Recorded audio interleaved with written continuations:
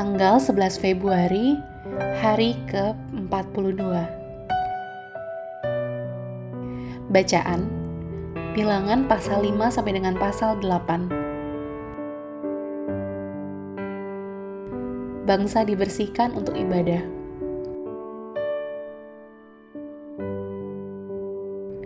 Garis besar, Tuhan sekarang lebih jauh mempersiapkan bangsa ini untuk perjalanan ke Kanaan dengan memerintahkan Musa untuk menangani 4 bidang masalah khusus, yaitu kenajisan moral, kecemburuan, kebutuhan yang tidak terpenuhi di kemah suci, dan orang-orang Lewi yang tidak bersih untuk melayani Tuhan. Kemurnian Israel dalam perilaku moral dan hubungan interpersonal sangat penting karena Allah Israel yang kudus tinggal di bait-Nya. Pasal 5 ayat 3. Renungan harian. Hidup suci adalah apa yang dibicarakan di kitab Imamat dan Bilangan. Tapi kekudusan ini lebih mudah diucapkan daripada dilakukan, karena kekudusan berarti menjaga kemurnian pribadi, sementara kita masih bersinggungan dengan dunia yang jelas jahat. Saat Tuhan mempersiapkan Israel untuk memasuki negeri yang didominasi oleh pengaruh penyembahan kepada Baal atau berhala, Tuhan tahu bahwa bangsanya akan terkena segala macam hal yang jahat. Jadi, Tuhan menuntut agar mereka hidup dengan cara yang sama sekali berbeda. Israel tahu bersaksi tentang Allah yang benar di tengah-tengah bangsa yang korup, dan bangsa ini tidak dapat melakukan hal itu saat disembunyikan di padang gurun. Hanya karena tetangga-tetangga penyembah berhala Israel melihat gaya hidup saleh bangsa Israel sajalah, mereka akan dapat melihat kebenaran ini. Apakah orang-orang di sekitar Anda dipengaruhi oleh gaya hidup Anda yang khas, atau apakah sebaliknya, Anda yang berbaur dan terpengaruh dengan dunia di sekitar Anda? Pilih satu tujuan gaya hidup Anda yang kudus untuk minggu ini, dan buatlah suatu proyek untuk Anda lakukan dalam kemurnian.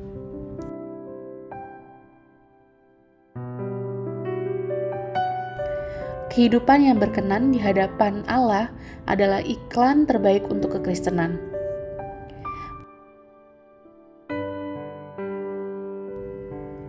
Pendalaman.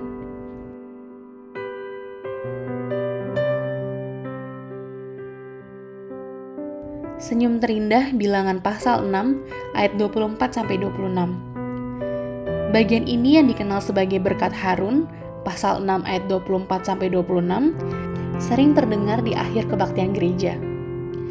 Namun, bukan pemimpinnya, pastor atau pastor yang memberkati rakyat, mereka hanya bertindak atas nama Tuhan. Berkat ini mengungkapkan hati cinta dan keinginan Tuhan untuk membawa kebaikan bagi umatnya dalam kehidupan sehari-hari mereka. 12 korban dalam satu pelayanan. Bilangan pasal 7 ayat 10-83. Meskipun persembahan ke-12 pemimpin suku Israel diberikan pada hari penyembahan di kemah suci diresmikan adalah identik, persembahan itu masing-masing dicatat dengan sangat rinci, menunjukkan kesukaan Allah akan persembahan individu yang dilakukan dengan senang hati. Pasal 7 ayat 10-83. Amin. Tuhan Yesus memberkati.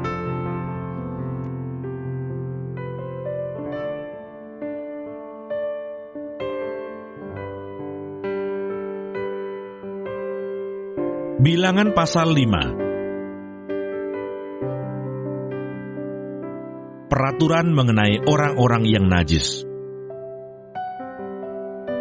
Tuhan berfirman kepada Musa, "Perintahkanlah kepada orang Israel, supaya semua orang yang sakit kusta, semua orang yang mengeluarkan lelehan, dan semua orang yang najis oleh mayat, disuruh meninggalkan tempat perkemahan. Baik laki-laki maupun perempuan, haruslah kau suruh pergi. Keluar tempat perkemahan, haruslah mereka kau suruh pergi, supaya mereka jangan menajiskan tempat perkemahan, di mana aku diam di tengah-tengah mereka." Maka orang Israel berbuat demikian.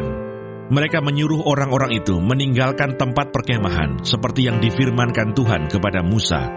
Demikianlah diperbuat orang Israel. Peraturan mengenai penebusan salah. Tuhan berfirman kepada Musa, Berbicaralah kepada orang Israel, apabila seseorang, laki-laki atau perempuan, melakukan sesuatu dosa terhadap sesamanya manusia, dan oleh karena itu berubah setia terhadap Tuhan, sehingga orang itu menjadi bersalah, maka haruslah ia mengakui dosa yang telah dilakukannya itu, kemudian membayar tebusan sepenuhnya dengan menambah 1/5, lalu menyerahkannya kepada orang terhadap siapa ia bersalah. Tetapi apabila orang itu tidak ada kaumnya, kepada siapa dapat dibayar tebusan salah itu, maka tebusan salah yang harus dibayar itu menjadi kepunyaan Tuhan, dan adalah bagian imam, belum terhitung domba jantan pendamaian yang dipakai untuk mengadakan pendamaian bagi orang itu. Dari persembahan-persembahan kudus yang disampaikan orang Israel kepada imam, persembahan khususnya adalah bagian imam. Sedang persembahan-persembahan kudus yang dibawa oleh seseorang adalah bagian orang itu sendiri. Hanya apa yang diserahkannya kepada seorang imam adalah bagian imam itu. Hukum mengenai perkara cemburuan.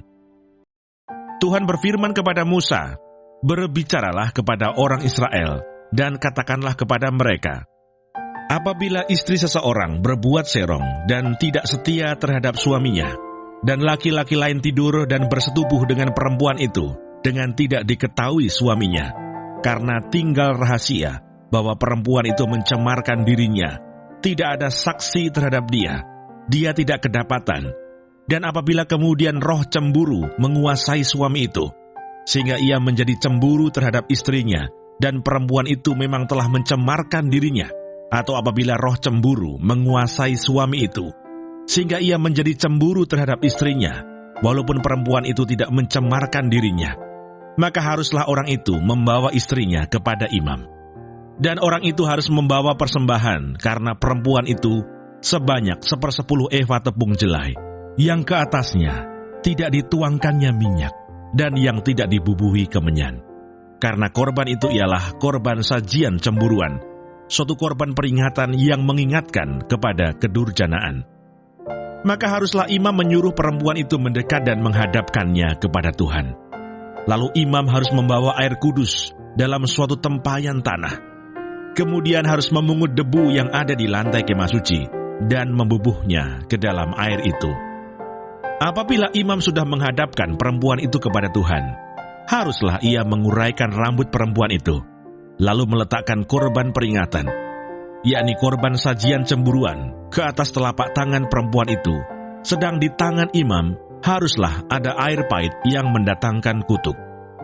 Maka haruslah imam menyumpah perempuan itu dengan berkata kepadanya, "Jika tidak benar ada laki-laki yang tidur dengan engkau, dan jika tidak engkau berbuat serong kepada kecemaran, padahal engkau di bawah kuasa suamimu, maka luputlah engkau dari air pahit yang mendatangkan kutuk ini. Tetapi jika engkau, padahal engkau di bawah kuasa suamimu, berbuat serong dan mencemarkan dirimu, oleh karena orang lain dari suamimu sendiri bersetubuh dengan engkau, dalam hal ini haruslah imam menyumpah perempuan itu dengan sumpah kutuk, dan haruslah imam berkata kepada perempuan itu, maka Tuhan kiranya membuat engkau menjadi sumpah kutuk di tengah-tengah bangsamu, dengan mengempiskan pahamu dan mengembungkan perutmu. Sebab air yang mendatangkan kutuk ini akan masuk ke dalam tubuhmu untuk mengembungkan perutmu dan mengempiskan pahamu." Dan haruslah perempuan itu berkata, "Amin, amin." Lalu imam harus menuliskan kutuk itu pada sehelai kertas dan menghapusnya dengan air pahit itu. Dan ia harus memberi perempuan itu minum air pahit yang mendatangkan kutuk itu. Dan air itu akan masuk ke dalam badannya dan menyebabkan sakit yang pedih. Maka haruslah imam mengambil korban sajian cemburuan dari tangan perempuan itu, lalu mengunjukkannya ke hadapan Tuhan dan membawanya ke mezbah. Sesudah itu haruslah imam mengambil segenggam dari korban sajian itu sebagai bagian ingat-ingatannya dan membakarnya di atas mezbah. Kemudian memberi perempuan itu minum air itu. Setelah terjadi demikian, apabila perempuan itu memang mencemarkan dirinya dan berubah setia terhadap suaminya, air yang mendatangkan sumpah serapah itu akan masuk ke badannya dan menyebabkan sakit yang pedih, sehingga perutnya mengembung dan pahanya mengempis, dan perempuan itu akan menjadi sumpah kutuk di antara bangsanya. Tetapi apabila perempuan itu tidak mencemarkan dirinya, melainkan ia suci, maka ia akan bebas dan akan dapat beranak. Itulah hukum tentang perkara cemburuan. Kalau seorang perempuan telah berbuat serong dan mencemarkan dirinya, padahal ia di bawah kuasa suaminya, atau kalau roh cemburu menguasai seorang laki-laki, sehingga ia cemburu terhadap istrinya, ia harus menghadapkan perempuan itu kepada Tuhan, dan imam haruslah melaksanakan seluruh hukum ini kepada perempuan itu. Laki-laki itu akan bebas daripada salah, tetapi perempuan itu haruslah menanggung akibat kesalahannya. Bilangan pasal 6. Hukum mengenai kenajiran. Tuhan berfirman kepada Musa, "Berbicaralah kepada orang Israel dan katakanlah kepada mereka, apabila seseorang laki-laki atau perempuan mengucapkan nasyar khusus, yakni nasyar orang Nasir, untuk mengkhususkan dirinya bagi Tuhan, maka haruslah ia menjauhkan dirinya dari anggur dan minuman yang memabukkan. Jangan meminum cuka anggur atau cuka minuman yang memabukkan, dan jangan meminum sesuatu minuman yang dibuat dari buah anggur, dan jangan memakan buah anggur, baik yang segar maupun yang kering. Selama waktu kenasirannya, janganlah ia makan sesuatu apapun yang berasal dari pohon anggur, dari bijinya sampai kepada pucuk rantingnya. Selama waktu nasarnya sebagai orang Nasir, janganlah pisau cukur lalu di kepalanya, sampai genap waktunya ia mengkhususkan dirinya bagi Tuhan. Haruslah ia tetap kudus dan membiarkan rambutnya tumbuh panjang. Selama waktunya ia mengkhususkan dirinya bagi Tuhan, janganlah ia dekat kepada mayat orang. Bahkan apabila mati ayahnya ataupun ibunya, saudaranya laki-laki ataupun saudaranya perempuan, janganlah ia menajiskan dirinya kepada mereka, sebab tanda kenasiran bagi Allahnya ada di atas kepalanya. Selama waktu kenasirannya, ia kudus bagi Tuhan. Tetapi apabila seseorang mati di dekatnya dengan sangat tiba-tiba, sehingga ia menajiskan rambut kenasirannya, maka haruslah ia mencukur rambutnya pada hari pentahirannya, yaitu pada hari yang ke-7, haruslah ia mencukurnya. Pada hari yang ke-8, haruslah ia membawa 2 ekor burung tekukur atau 2 ekor anak burung merpati kepada imam ke pintu kemah pertemuan. Maka haruslah imam mengolah yang seekor menjadi korban penghapus dosa, dan yang lain menjadi korban bakaran, dan mengadakan pendamaian bagi dia, oleh karena dia telah berdosa dengan berada dekat mayat. Pada hari itu juga, ia harus menguduskan kepalanya, dan mengkhususkan waktu kenasirannya bagi Tuhan. Ia harus membawa seekor domba jantan berumur setahun menjadi korban penebus salah. Hari-hari yang sudah lewat dianggap batal karena rambut kenasirannya telah menjadi najis. Dan inilah hukum tentang seorang Nasir. Apabila waktu kenasirannya genap, ia harus dibawa ke pintu kemah pertemuan, dan ia harus mempersembahkan sebagai persembahannya kepada Tuhan seekor domba jantan berumur setahun yang tidak bercela untuk korban bakaran, dan seekor domba betina berumur setahun yang tidak bercela untuk korban penghapus dosa, dan seekor domba jantan yang tidak bercela untuk korban keselamatan.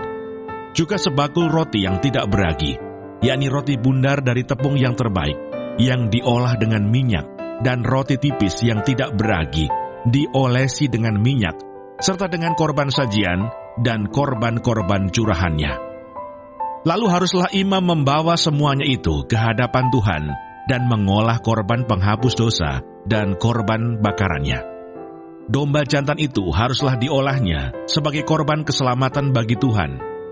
Beserta sebakul roti yang tidak beragi itu, juga haruslah imam mengolah korban sajian dan korban curahannya.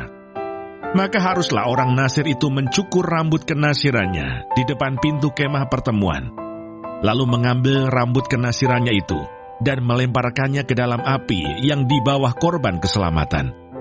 Imam haruslah mengambil paha depan domba jantan itu sesudah dimasak, dan 1 roti bundar yang tidak beragi dari dalam bakul, dengan satu roti tipis yang tidak beragi, lalu meletakkannya ke atas telapak tangan orang Nasir itu setelah orang ini mencukur rambut kenasirannya.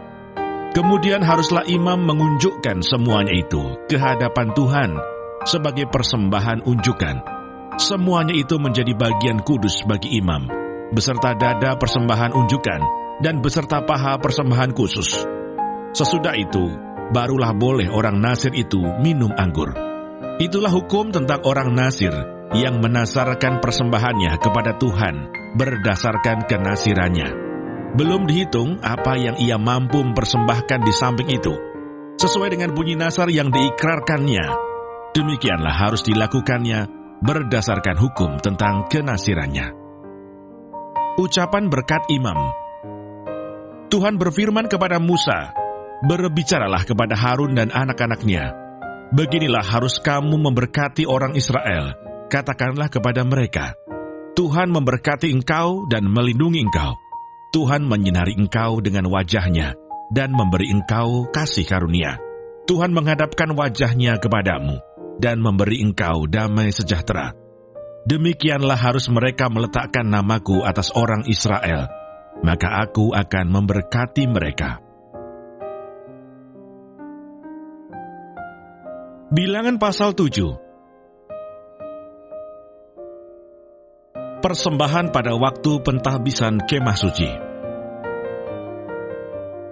Pada waktu Musa selesai mendirikan kemah suci, diurapinya dan dikuduskannya itu dengan segala perabotannya, juga mezbah dengan segala perkakasnya. Dan setelah diurapi dan dikuduskannya semuanya itu, maka para pemimpin Israel, para kepala suku mereka, mempersembahkan persembahan. Mereka itu ialah para pemimpin suku yang bertanggung jawab atas pencatatan itu. Sebagai persembahan, dibawa mereka ke hadapan Tuhan 6 kereta beratap dengan 12 ekor lembu, 1 kereta untuk 2 orang pemimpin, dan 1 ekor lembu untuk 1 orang pemimpin. Lalu mereka membawa semuanya itu ke depan kemah suci. Kemudian Tuhan berfirman kepada Musa, "Terimalah semuanya itu dari mereka, supaya dipergunakan untuk pekerjaan pada kemah pertemuan. Berikanlah semuanya itu kepada orang Lewi, sesuai dengan keperluan pekerjaan masing-masing." Lalu Musa menerima kereta-kereta dan lembu-lembu itu, dan memberikannya kepada orang Lewi. 2 kereta dengan 4 ekor lembu diberikannya kepada Bani Gerson, sesuai dengan keperluan pekerjaan mereka, dan 4 kereta dengan 8 ekor lembu diberikannya kepada Bani Merari, sesuai dengan keperluan pekerjaan mereka di bawah pimpinan Itamar, anak Imam Harun itu. Tetapi kepada Bani Kehat tidak diberikannya apa-apa, karena pekerjaan mereka ialah mengurus barang-barang kudus yang harus diangkat di atas bahunya. Lagi para pemimpin mempersembahkan persembahan pentahbisan mezbah. Pada hari mezbah itu diurapi, para pemimpin membawa persembahan mereka ke depan mezbah itu. Tuhan berfirman kepada Musa, 1 pemimpin setiap hari haruslah mempersembahkan persembahannya untuk mentahbiskan mezbah itu. Yang mempersembahkan persembahannya pada hari pertama ialah Nahason bin Aminadab dari suku Yehuda. Persembahannya ialah 1 pinggan perak, 130 shikal timbangannya, dan 1 bokor penyiraman dari perak 70 shikal beratnya, ditimbang menurut shikal kudus. Keduanya berisi tepung yang terbaik, diolah dengan minyak untuk korban sajian. 1 cawan 10 shikal emas beratnya, berisi ukupan, 1 ekor lembu jantan muda, 1 ekor domba jantan, dan 1 ekor domba berumur setahun untuk korban bakaran, 1 ekor kambing jantan untuk korban penghapus dosa, dan untuk korban keselamatan 2 ekor lembu, 5 ekor domba jantan, 5 ekor kambing jantan, dan 5 ekor domba berumur setahun. Itulah persembahan Nahason bin Aminadab. Pada hari kedua, Netaneel bin Suar, pemimpin suku Isakar, mempersembahkan persembahan. Sebagai persembahannya, dipersembahkannya 1 pinggan perak, 130 shikal timbangannya, dan 1 bokor penyiraman dari perak, 70 shikal beratnya, ditimbang menurut shikal kudus. Keduanya berisi tepung yang terbaik, diolah dengan minyak untuk korban sajian. 1 cawan, 10 shikal emas beratnya, berisi ukupan, 1 ekor lembu jantan muda, seekor domba jantan dan seekor domba berumur setahun untuk korban bakaran, seekor kambing jantan untuk korban penghapus dosa, dan untuk korban keselamatan 2 ekor lembu, 5 ekor domba jantan, 5 ekor kambing jantan, dan 5 ekor domba berumur setahun. Itulah persembahan Netaneel bin Suar. Pada hari ketiga, pemimpin Bani Sebulon, Eliab bin Helon, persembahannya ialah 1 pinggan perak, 130 shikal timbangannya, dan 1 bokor penyiraman dari perak, 70 shikal beratnya. Ditimbang menurut shikal kudus, keduanya berisi tepung yang terbaik, diolah dengan minyak untuk korban sajian. 1 cawan, 10 shikal emas beratnya, berisi ukupan. Seekor lembu jantan muda, seekor domba jantan, dan seekor domba berumur setahun untuk korban bakaran. Seekor kambing jantan untuk korban penghapus dosa, dan untuk korban keselamatan 2 ekor lembu, 5 ekor domba jantan, 5 ekor kambing jantan, dan 5 ekor domba berumur setahun. Itulah persembahan Eliab bin Helon. Pada hari keempat, pemimpin Bani Ruben, Elisur bin Sedeur, persembahannya ialah 1 pinggan perak, 130 shikal timbangannya, dan 1 bokor penyiraman dari perak, 70 shikal beratnya, ditimbang menurut shikal kudus. Keduanya berisi tepung yang terbaik, diolah dengan minyak untuk korban sajian. 1 cawan, 10 shikal emas beratnya, berisi ukupan. Seekor lembu jantan muda, seekor domba jantan, dan seekor domba berumur setahun untuk korban bakaran. Seekor kambing jantan untuk korban penghapus dosa, dan untuk korban keselamatan 2 ekor lembu, 5 ekor domba jantan, 5 ekor kambing jantan, dan 5 ekor domba berumur setahun. Itulah persembahan Elisur bin Sedeur. Pada hari kelima, pemimpin Bani Simeon, Selumiel bin Suris Shaddai, persembahannya ialah 1 pinggan perak, 130 shikal timbangannya, dan 1 bokor penyiraman dari perak, 70 shikal beratnya, ditimbang menurut shikal kudus. Keduanya berisi tepung yang terbaik, diolah dengan minyak untuk korban sajian. 1 cawan, 10 shikal emas beratnya, berisi ukupan. Seekor lembu jantan muda, seekor domba jantan, dan seekor domba berumur setahun untuk korban bakaran. Seekor kambing jantan untuk korban penghapus dosa, dan untuk korban keselamatan 2 ekor lembu, 5 ekor domba jantan, 5 ekor kambing jantan, dan 5 ekor domba berumur setahun. Itulah persembahan Selumiel bin Surisadai. Pada hari ke-6, pemimpin Bani Gad, Eliasaf bin Rehuel, persembahannya ialah 1 pinggan perak, 130 shikal timbangannya, dan 1 bokor penyiraman dari perak, 70 shikal beratnya, ditimbang menurut shikal kudus.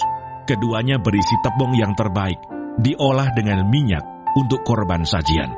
1 cawan, 10 shikal emas beratnya, berisi ukupan. Seekor lembu jantan muda, seekor domba jantan, dan seekor domba berumur setahun untuk korban bakaran. Seekor kambing jantan untuk korban penghapus dosa, dan untuk korban keselamatan 2 ekor lembu. 5 ekor domba jantan, 5 ekor kambing jantan, dan 5 ekor domba berumur setahun.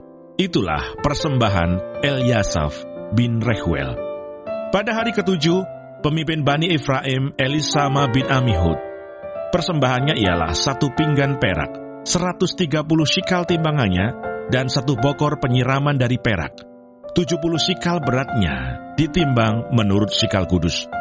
Keduanya berisi tepung yang terbaik, diolah dengan minyak untuk korban sajian. 1 cawan, 10 shikal emas beratnya, berisi ukupan. Seekor lembu jantan muda, seekor domba jantan, dan seekor domba berumur setahun untuk korban bakaran. Seekor kambing jantan untuk korban penghapus dosa, dan untuk korban keselamatan 2 ekor lembu, 5 ekor domba jantan, 5 ekor kambing jantan, dan 5 ekor domba berumur setahun. Itulah persembahan Elisama bin Amihud. Pada hari ke-8, pemimpin Bani Manasye, Gamaliel bin Pedasur, persembahannya ialah 1 pinggan perak, 130 shikal timbangannya, dan 1 bokor penyiraman dari perak, 70 shikal beratnya, ditimbang menurut shikal kudus. Keduanya berisi tepung yang terbaik, diolah dengan minyak untuk korban sajian. 1 cawan 10 shikal emas beratnya, berisi ukupan, seekor lembu jantan muda, seekor domba jantan, dan seekor domba berumur setahun untuk korban bakaran. Seekor kambing jantan untuk korban penghapus dosa, dan untuk korban keselamatan 2 ekor lembu, 5 ekor domba jantan, 5 ekor kambing jantan, dan 5 ekor domba berumur setahun. Itulah persembahan Gamaliel bin Pedasur.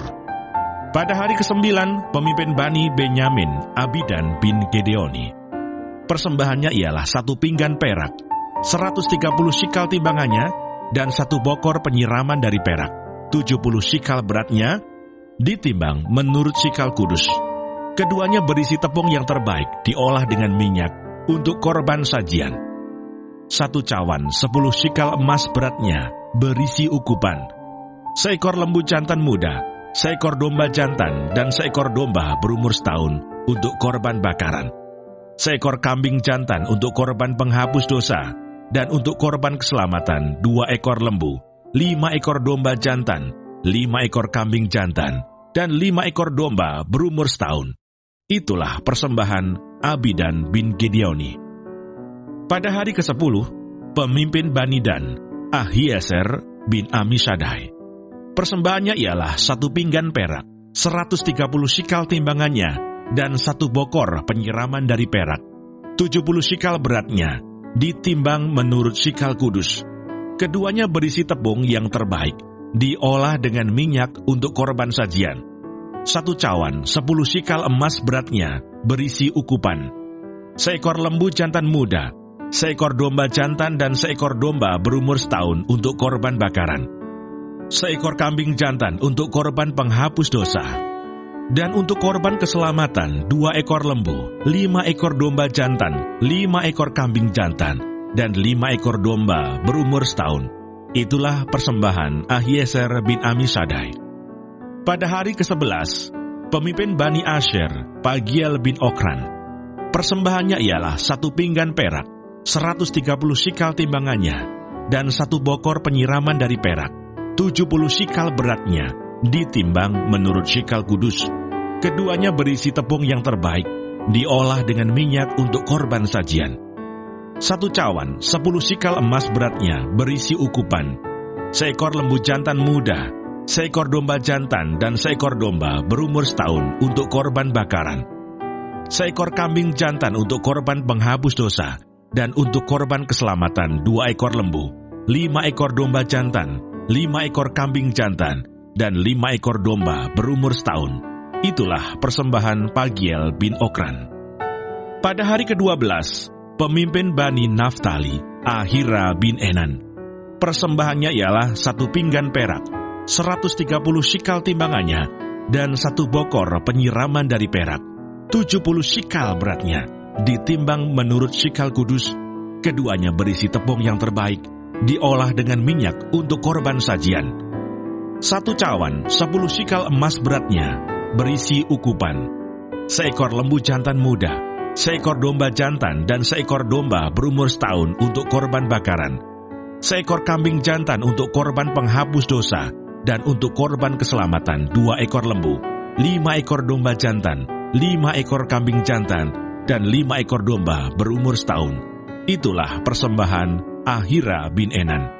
Itulah persembahan pentahbisan mezbah pada hari mezbah itu diurapi dari pihak para pemimpin Israel, yaitu 12 pinggan perak, 12 bokor penyiraman dari perak, 12 cawan emas. Beratnya tiap-tiap pinggan adalah 130 shikal perak, dan beratnya tiap-tiap bokor penyiraman adalah 70 shikal. Segala perak perkakas-perkakas itu ada 2.400 shikal beratnya, ditimbang menurut shikal kudus. Selanjutnya 12 cawan emas berisi ukupan, tiap-tiap cawan 10 shikal beratnya, ditimbang menurut shikal kudus. Segala emas cawan itu ada 120 shikal beratnya. Segala hewan untuk korban bakaran itu ialah 12 ekor lembu jantan, 12 ekor domba jantan, 12 ekor domba berumur setahun, dengan korban sajiannya, juga 12 ekor kambing jantan untuk korban penghapus dosa. Segala hewan korban keselamatan itu ialah 24 ekor lembu jantan, 60 ekor domba jantan, 60 ekor kambing jantan, 60 ekor domba berumur setahun. Itulah persembahan pentahbisan mezbah sesudah mezbah itu diurapi. Apabila Musa masuk ke dalam kemah pertemuan untuk berbicara dengan dia, maka ia mendengar suara yang berfirman kepadanya dari atas tutup pendamaian yang di atas tabut hukum Allah, dari antara kedua kerup itu. Demikianlah ia berfirman kepadanya. Bilangan pasal 8. Kandil. Tuhan berfirman kepada Musa, "Berbicaralah kepada Harun dan katakanlah kepadanya, apabila engkau memasang lampu-lampu itu, haruslah ketujuh lampu itu menerangi yang di sebelah depan kandil. Demikianlah diperbuat Harun. Di sebelah depan kandil dipasangnyalah lampu-lampunya seperti yang diperintahkan Tuhan kepada Musa. Dan beginilah kandil itu dibuat dari emas tempaan. Kandil itu tempaan, baik kakinya maupun kembangnya, sesuai dengan apa yang telah diperlihatkan Tuhan kepada Musa. Demikianlah kandil itu dibuatnya." Pentahbisan orang Lewi. Tuhan berfirman kepada Musa, "Ambillah orang Lewi dari tengah-tengah orang Israel dan tahirkanlah mereka. Beginilah harus kau lakukan kepada mereka untuk mentahirkan mereka. Percikanlah kepada mereka air penghapus dosa. Kemudian haruslah mereka mencukur seluruh tubuhnya dan mencuci pakaiannya, dan dengan demikian mentahirkan dirinya. Sesudah itu haruslah mereka mengambil seekor lembu jantan muda dengan korban sajiannya dari tepung yang terbaik, diolah dengan minyak. Juga seekor lembu jantan muda yang lain haruslah kau ambil untuk korban penghapus dosa. Selanjutnya haruslah kau suruh orang Lewi mendekat ke depan kemah pertemuan, dan kau panggil berkumpul segenap umat Israel. Apabila engkau telah menyuruh orang Lewi mendekat ke hadapan Tuhan, maka haruslah orang Israel meletakkan tangannya atas orang Lewi itu, dan Harun harus mengunjukkan orang Lewi itu sebagai persembahan unjukan dari antara orang Israel di hadapan Tuhan. Dan demikianlah mereka diuntukkan melakukan pekerjaan jabatannya bagi Tuhan.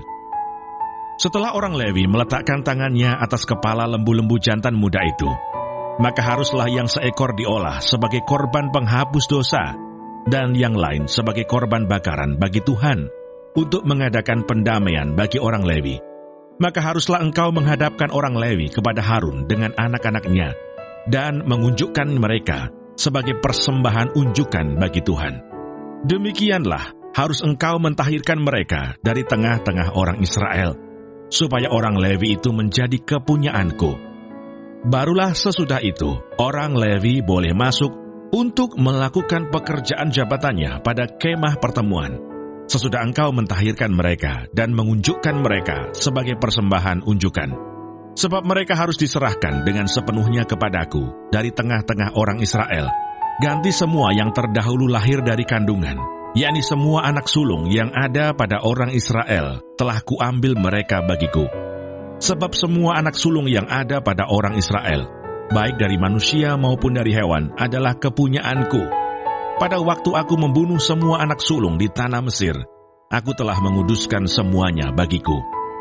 Maka aku mengambil orang Lewi, ganti semua anak sulung yang ada pada orang Israel, dan aku menyerahkan orang Lewi dari tengah-tengah orang Israel sebagai pemberian kepada Harun dan anak-anaknya untuk melakukan segala pekerjaan jabatan bagi orang Israel di kemah pertemuan, dan untuk mengadakan pendamaian bagi orang Israel, supaya orang Israel jangan kena tulah apabila mereka mendekat ke tempat kudus. Lalu Musa, Harun dan segenap umat Israel melakukan yang demikian kepada orang Lewi, tepat seperti yang diperintahkan Tuhan kepada Musa mengenai orang Lewi. Demikianlah dilakukan orang Israel kepada mereka. Orang Lewi itu menghapus dosa dari dirinya dan mencuci pakaian mereka. Kemudian Harun mengunjukkan mereka sebagai persembahan unjukan di hadapan Tuhan, dan mengadakan pendamaian bagi mereka sambil mentahirkan mereka.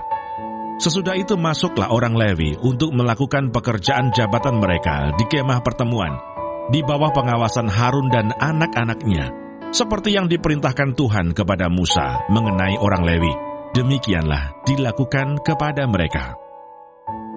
Awal dan akhir masa kerja orang Lewi. Tuhan berfirman kepada Musa, inilah yang berlaku bagi orang Lewi. Setiap orang yang berumur 25 tahun ke atas wajib bertugas, supaya ia bekerja pada kemah pertemuan. Tetapi jika ia berumur 50 tahun, haruslah ia dibebaskan dari pekerjaan itu, sehingga tak usah ia bekerja lebih lama lagi. Ia boleh membantu saudara-saudaranya di kemah pertemuan dalam menjalankan tugas mereka. Tetapi tidak usah lagi ia menjabat pekerjaan itu. Demikianlah harus kau lakukan kepada orang Lewi mengenai tugas mereka.